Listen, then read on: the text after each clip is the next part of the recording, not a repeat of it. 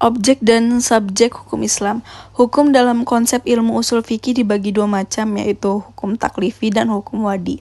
Secara terminologi, hukum adalah kitab Allah yang berhubungan dengan perbuatan mukhalaf dalam bentuk al-i'tiqad dan at-takyir dan al-wadi. Yang dimaksud dengan kitab adalah firman Allah yang berupa perintah atau larangan.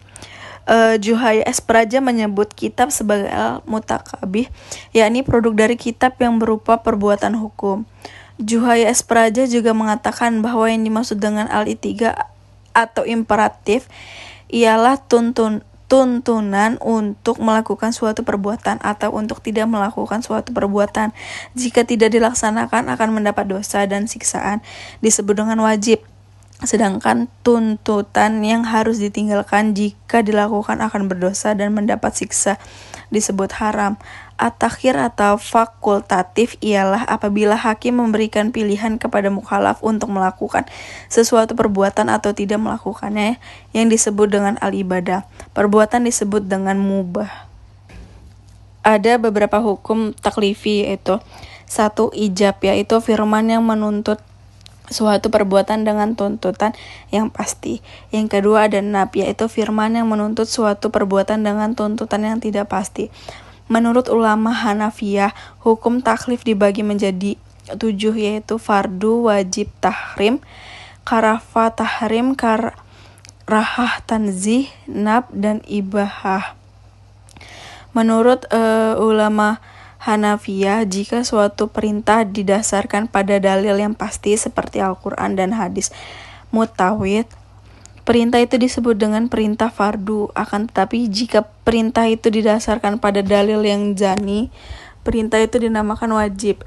Demikian pula halnya dengan larangan. Jika larangan itu didasarkan pada dalil yang kati, disebut haram. Sebaliknya jika larangan itu didasarkan pada dalil yang jani, maka tergolong pada hukum makruh. 5 atau 7 jenis hukum tersebut dinamakan dengan taklifiyah, yang artinya tuntunan atau memberikan beban. Taklifi disebut pula sebagai jenis perbuatan hukum. Hukum wadi ialah firman Allah yang menjadikan suatu sebagai sebab adanya yang lain atau musabab atau sebagai syarat yang lain, masyrut atau sebagai penghalang mani adanya yang lain. Hukum wadi dibagi 3, yaitu sebab, syarat, dan mani. Tafsir salah satu metode penggalian hukum Islam.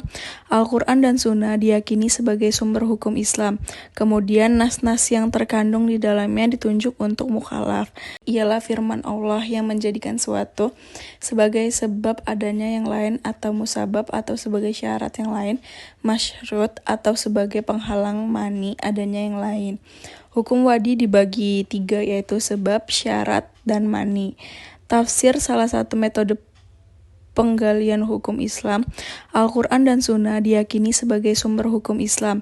Kemudian nas-nas yang terkandung di dalamnya ditunjuk untuk mukhalaf. Maka untuk mempermudah pelaksanaan hukum yang dimaksud, upaya ulama di bidang usul fikih dan bidang fiqh melalui menggunakan pendekatan rasio dalam menggali makna atau maksud yang dikandung oleh kedua sumber hukum tersebut. Meskipun nas Al-Quran dan Sunnah telah campur tangan, akal tidak dapat dielakkan. Al-Quran sebagai sumber hukum Islam, ada kalanya ayat-ayat tersebut saling menafsirkan karena adanya munasabah al-ayah, tetapi tidak jarang ayat-ayat tersebut membutuhkan hadis untuk menjelaskannya, atau melalui pendekatan ijtihad yang sepenuhnya menggunakan rasio. Munasabah al-ayah merupakan cara kerja akal yang ijtihadiyah, karena akal mengupayakan sekuat mungkin untuk mencari dan membentuk paradigma penafsiran tersebut. Ijtihad sebagai metode penggalian hukum Islam. Ijtihad berasal dari kata jahda, artinya al-makayah atau sulit, berat, susah, atau sukar. Menurut Rahmat Syafi'i, secara etimologis kata ijtihad artinya kesulitan dan kesusahan. Al-masyaqah juga diartikan dengan kesanggupan dan kemampuan at-takat. Kata juhda yang selanjutnya menjadi ijtihad diartikan sebagai pekerjaan yang dilakukan dengan sungguh-sungguh dan menggerakkan semua tenaga. Ijtihad ialah usaha maksimal untuk mendapatkan sesuatu. Jika tidak sungguh-sungguh, tidak dapat disebut ijtihad, melainkan takfir, berpikir biasa dan sederhana. Abdul Wahab Khalafah mendefinisikan ijtihad menurut ulama usul, yaitu mengerahkan daya dan kemampuan untuk menghasilkan hukum syara dari dalil-dalil syara yang terperinci.